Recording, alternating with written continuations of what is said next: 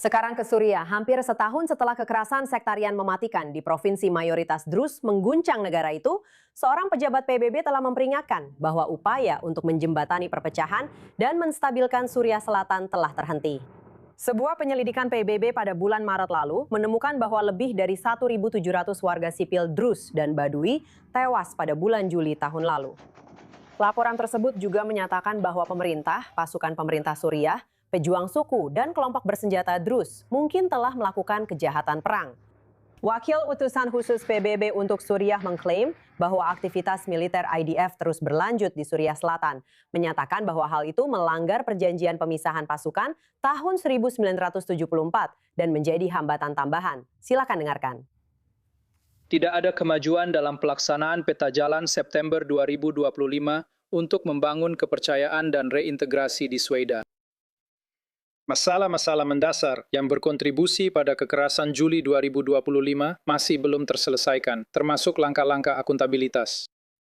Ketidakpercayaan antara Damaskus dan para pelaku di dalam Sweida masih terus berlanjut, begitu juga dengan rasa ketidakpercayaan yang kuat di tingkat masyarakat.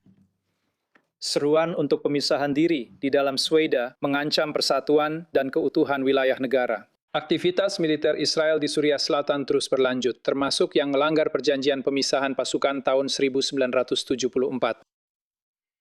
Pasukan Israel tetap mempertahankan kehadiran di wilayah pemisahan dan melakukan penyusupan hampir setiap hari di sebagian wilayah Suriah Selatan, mendirikan pos pemeriksaan sementara, serta melakukan penggeledahan dan penahanan terhadap warga sipil. Pemerintah Suriah telah menunjukkan sikap menahan diri sambil memberi sinyal keterbukaan terhadap pengaturan keamanan dengan Israel, meskipun hingga saat ini belum ada kemajuan nyata yang dicapai. PBB di Suriah sedang meningkatkan upayanya untuk memenuhi kebutuhan penduduk yang terdampak di tengah terus berlangsungnya aktivitas militer Israel. Kami dengan tegas kembali menyerukan kepada Israel untuk mematuhi perjanjian tahun 1974, membebaskan mereka yang ditahan secara ilegal, dan menghormati kedaulatan serta integritas wilayah Suriah. Dan sekarang kita menuju ke Washington dan bersama kita sudah ada Haidil Awais, pemimpin redaksi Jasur News. Selamat pagi menjelang siang untuk Anda. Selamat pagi, terima kasih. Jadi, apakah PBB ada benarnya di sini? Saya rasa tidak, karena kita tahu bahwa tidak ada kepercayaan antara kedua belah pihak atau bahkan tiga pihak, pemerintah Suriah, orang Israel, dan juga komunitas Druze di Sweida. Bagi komunitas Druze di Sweida, mereka percaya bahwa tuntutan mereka belum dipenuhi oleh pemerintah Suriah.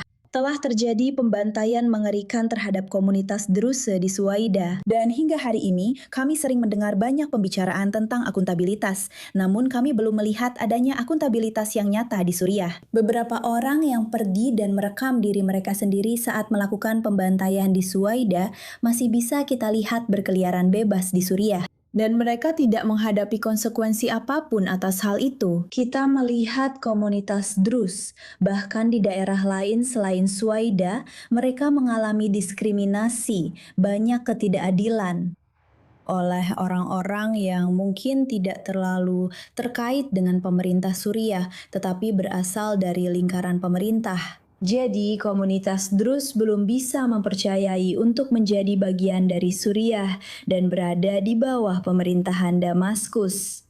Dan kita tahu bahwa Israel khawatir mereka tidak ingin serangan seperti 7 Oktober terjadi lagi dari pihak Suriah. Jadi inilah alasan mengapa kita melihat kelanjutan dari status quo saat ini. Seberapa besar menurut Anda Israel bisa menjadi penghalang bagi stabilitas di Suriah Selatan? Ini adalah hambatan bagi komunitas Druze yang berada di bawah kendali pemerintah Suriah seperti yang diinginkan pemerintah Suriah. Jadi mungkin tertindas, mungkin tidak menikmati kebebasan, tidak mengalami apa yang ingin mereka alami di Suriah yang baru. Kami melihat beberapa pelanggaran, misalnya sekarang terjadi di kota Said Sitnaya, sebuah kota mayoritas Kristen di mana pemuda Kristen ditangkap dan mengalami penindasan dengan tuduhan bahwa mereka berafiliasi dengan rezim sebelumnya. Jadi mungkin jika Sweida kembali berada di bawah kekuasaan Damaskus, kita akan melihat hal-hal serupa terjadi pada kaum Druze. Bagi kaum Druze, mereka melihat kendali Israel dan hubungan serta relasi dengan Israel ini sebagai cara untuk membantu mereka menikmati tingkat kebebasan dan keamanan tertentu. Dan bagaimana menurutmu dari sudut pandang Presiden Trump yang menekan Suriah untuk membantu memerangi Hizbullah di Lebanon, sementara Presiden Suriah telah menolak intervensi militer? Apakah tekanan dari Amerika Serikat bisa memaksa Damaskus untuk mempertimbangkan kembali hal itu? Saya rasa siapa pun yang sangat memahami kawasan ini dan tentu saja Presiden Trump bukan salah satunya, sangat faham bahawa ini bukan solusi yang baik. Bukan untuk orang Suriah, bukan untuk orang Lebanon, terutama orang Kristen Lebanon dan Druze, dan juga tentu saja untuk Syiah dan bukan untuk Israel. Jadi tidak ada yang senang dengan gagasan Presiden Trump ini. Ini agak mirip dengan gagasan seperti mari kita aneksasi Kanada, biarkan Kanada menjadi negara bagian Amerika lainnya. Jadi menurut saya itu sama sekali tidak realistis. Suriah belum memiliki tentara yang terorganisir. Ada koalisi milisi Islam yang dulunya merupakan bagian dari oposisi Suriah dan sekarang mereka bekerja sama dengan satu atau lain cara. Dan jika kamu mengirim milisi-milisi Islam ini ke Lebanon yang sangat berbeda secara sosial dan politik serta di banyak tingkatan, kamu akan menyebabkan kekacauan besar dan penindasan besar, serta situasi yang sangat buruk dan menyedihkan bagi orang-orang Suriah. Dan kami mendengar Wakil Presiden Vance berbicara tentang ketertarikannya untuk melihat orang-orang Kristen di Lebanon tetap aman. Dan menurut saya, ini bukan cara yang baik untuk memastikan bahwa orang-orang Kristen di Suriah tetap aman. Dan tentu saja kita tahu dan semua orang tahu bahwa Israel tidak akan merasa nyaman melihat Ahmad al-Shara. Kekuatan dan kemampuan meluas ke Lebanon karena Suriah dan Lebanon berarti lebih banyak sumber daya, lebih banyak kemampuan, lebih banyak kapabilitas untuk rezim baru di Suriah.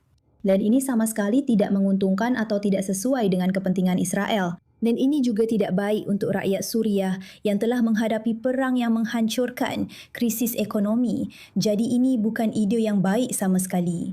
Baiklah, terima kasih banyak atas penjelasannya, Haidil Awais, pemimpin redaksi Jasur News. Terima kasih.